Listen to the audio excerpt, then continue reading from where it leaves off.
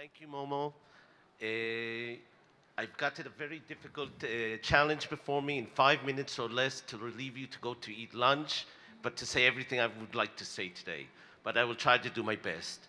Uh, First of all, I want to say thank you, Momo and his great team around him for this beautiful event. This is not something that came out of the nothing. This is from years of cooperation and planning, and doing this is to show how much the government is involved in the issue of CSR and how important today it is for us. So Maala and their team, Tommy, who is very special helper. I really want to give a warm thank you to you. I mean, we all know who Momo is, but I think there's a lot of more power behind it. I opened up about a year ago a responsible business conduct unit. I want to tell you where this comes from. 40 years ago, in the OECD, there was a decision, a norm built up called the Guidelines for Multinational Companies. These guidelines were for investments and how to invest not in your country, but outside. The norms of OECD countries were taken from what was done in their own home, which had good laws of how to protect labor rights, consumer rights, and everything together, and say when you invest abroad, you have to take the same things with you. In 2000, it was taken an extra step and said, let us create what we call the national contact points, which are responsible to promote these guidelines and to implement them.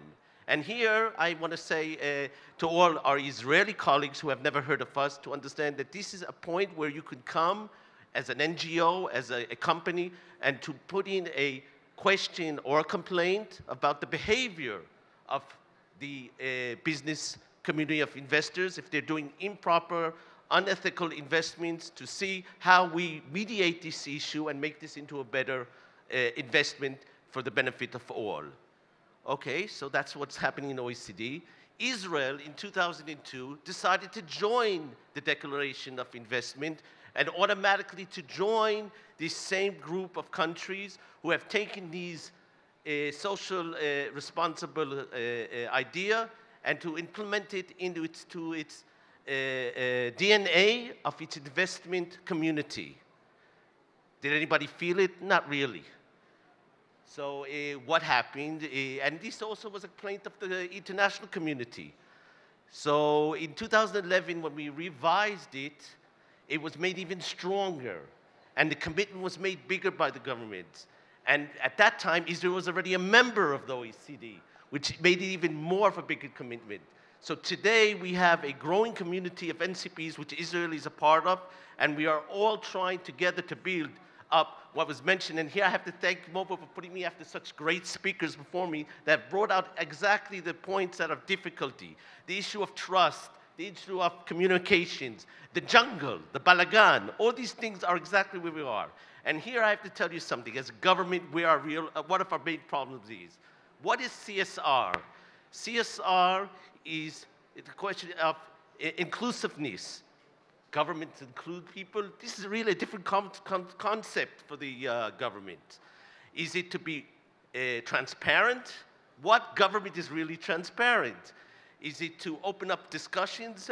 We want to just do things without hearing too much. So basically, the whole CSR picture is in complete contradiction to what a government is. And here I have to say I'm so lucky to be a civil servant with basically, I don't have to go by the codes of the government because I am officially going according to the OECD rules. So I'm really happy and in a unique position.